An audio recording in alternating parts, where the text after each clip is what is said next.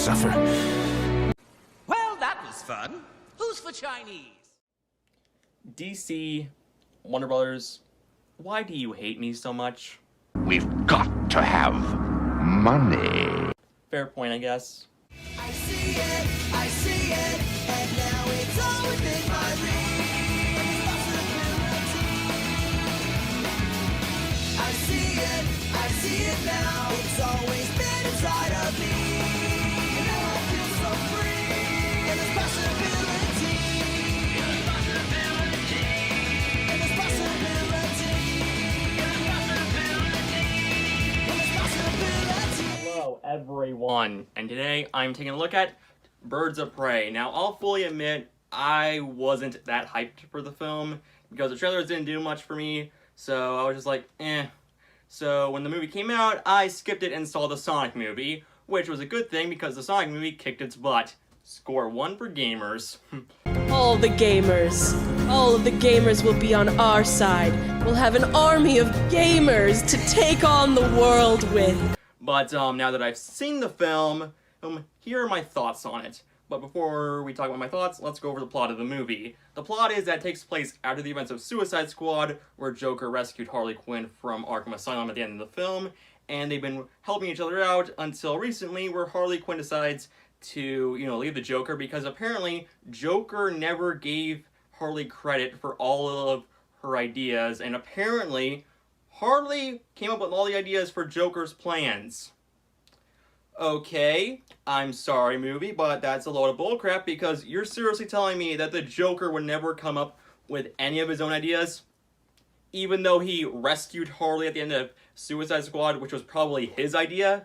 Did the writers not even watch that movie? Though, to be fair, I would understand because I would not want to rewatch Suicide Squad. But anyway, Harley leaves the Joker and lives on her own but is miserable until one day where a little kid named Cassandra Cain steals a diamond from one of Black Mask's guys and is on the run from Black Mask, and Black Mask tells Harley, hey Harley, I won't kill you if you find this little girl and give me the diamond back. So it's up to Harley to find the diamond and, get the girl away from Black Mask. That's basically the gist of the plot.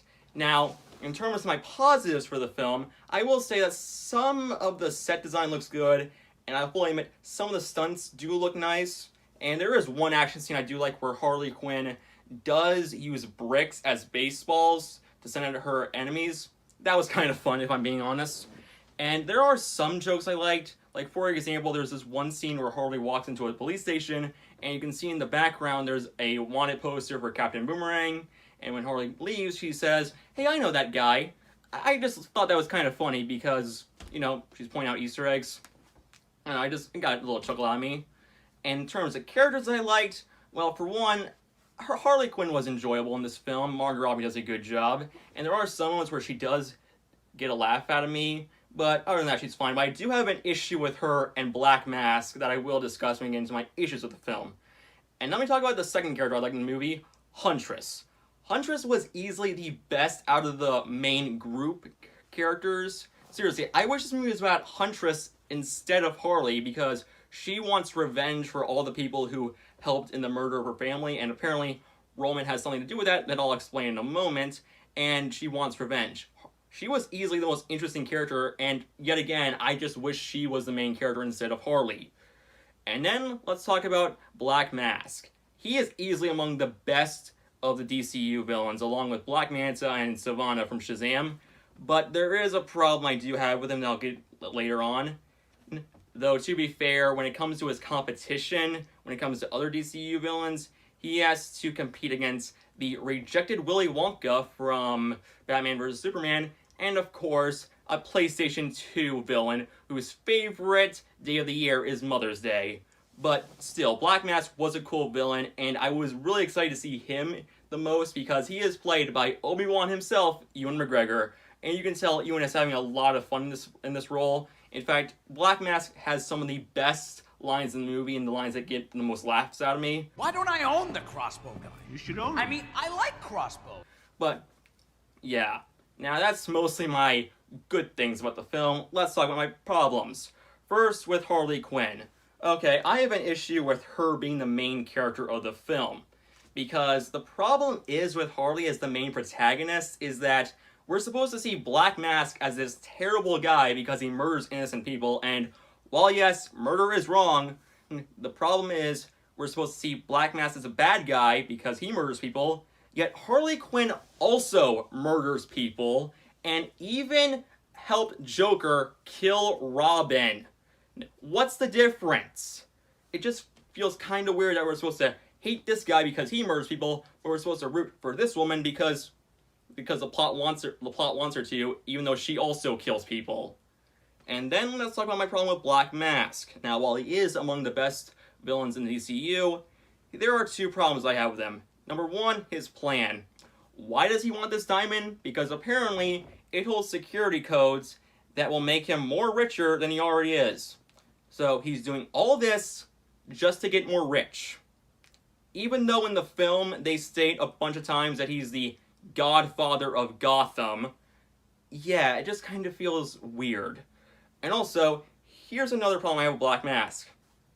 He gets killed off like a Wile E. Coyote sketch. I'm not even joking. In fact, it's a missed opportunity because they could have had a good idea with this movie being like an origin for his character.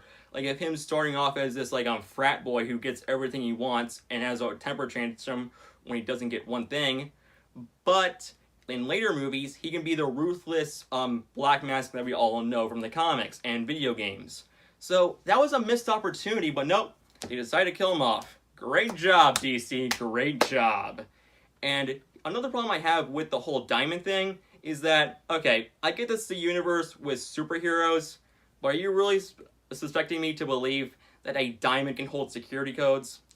That's like telling me a journal can get a computer virus. Get out of here, Kingdom Hearts Recoded, nobody likes you. But still. Now let's talk about the other characters. I did not like most of them. Zsasz, not much to say really other than he's crazy. Just kind of bland. Then there's Black Canary. He was just fine, I guess.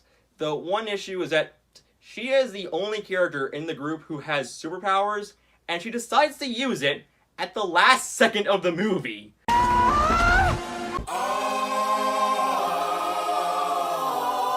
So, why even bring that up?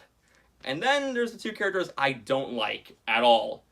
First off, Cassandra Cain. She got on my nerves really quickly. I don't know why, I just found her annoying throughout the movie, and I did not give a crap when Harley was all like, yeah, I'm gonna sell you out to save my own skin. Sorry, love. I honestly did not care that much for Cassandra. And then there's Montoya. I did not like her at all, because she is so annoying, and they established that apparently she was going to get a job opportunity, you know, to be a better police officer, but that job was taken away from her. Wouldn't that person be Commissioner Gordon? You know, the guy who runs the Gotham police station? Or maybe J.K. Simmons read the script for the film and said, you know what, I'm not going to make a cameo in this film, instead I'm going to go make a cameo in Spider-Man Far From Home. Which that one cameo would be better than the entirety of this film. Smart move, J.K. Simmons. Smart move, I respect you. And yeah, and one of the problems I have with Montoya is that for some reason, around the end of the movie, when she fights Harley, even though she's drunk and is twice the age of Harley Quinn, like she's in her 50s or 60s, she is able to beat Harley Quinn in a fight, even though earlier in the film, Harley was able to take down a room full of guys who were a foot taller than her. It just feels weird.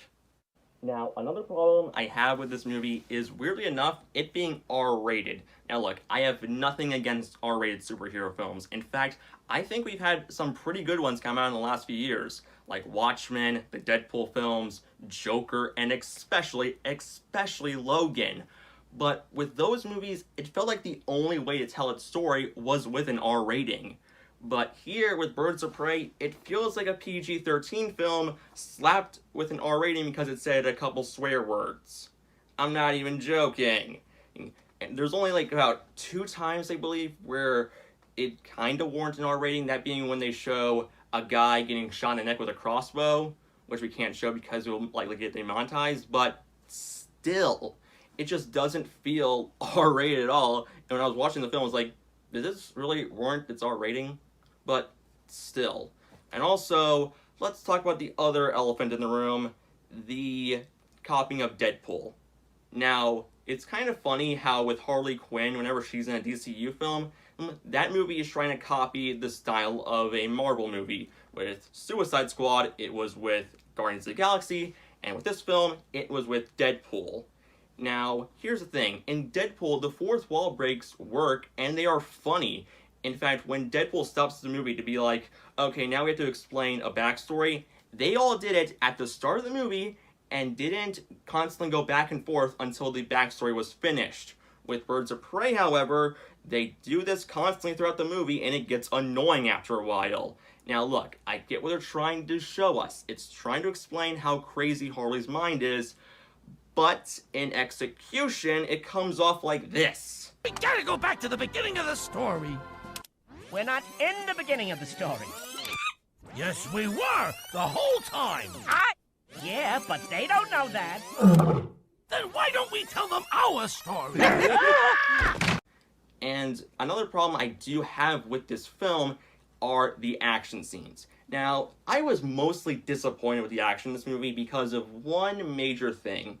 They got the guys who did the action in John Wick to help out with this film, and I was beyond excited because the action in John Wick is phenomenal. Some of the best hand-to-hand fight scenes we've gotten in recent films. In fact, the guys who made the John Wick films also did some of the action for Captain America: The Winter Soldier, and it was phenomenal in that film. But here, other than that one fight where Harley gets cocained and throws bricks like baseball bats, like baseballs, it is just not very fun to watch. It just feels clunky a lot of the time. I don't know how to explain, it's just not very fun to it.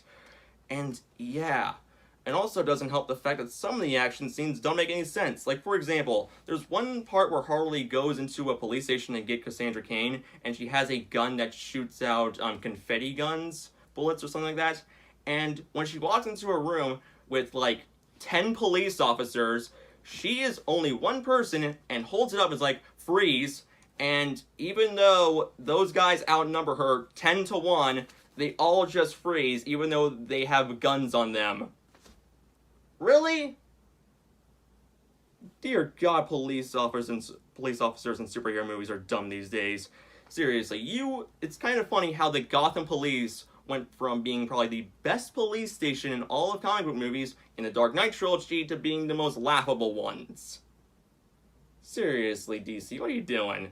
And also, later on in the film, during that action scene, she goes down to a cage brawl with all those guys who were released from their cells by accident, and rather than just dogpile her, they just decide to do the Ninja Turtle strategy, as I like to call it, and only fight one at a time and get their butts kicked. Seriously, you guys are pretty much have the bodies of football players. You just need to just tackle her and you'll be good. But no. And again, like I said earlier, the fight between Montoya and Harley is so stupid. Because you're telling me that Harley can take down a guy who is a foot taller than her, but can't take down a drunk woman who's half her age? No, who's twice her age? Seriously, Harley? Are you that dumb?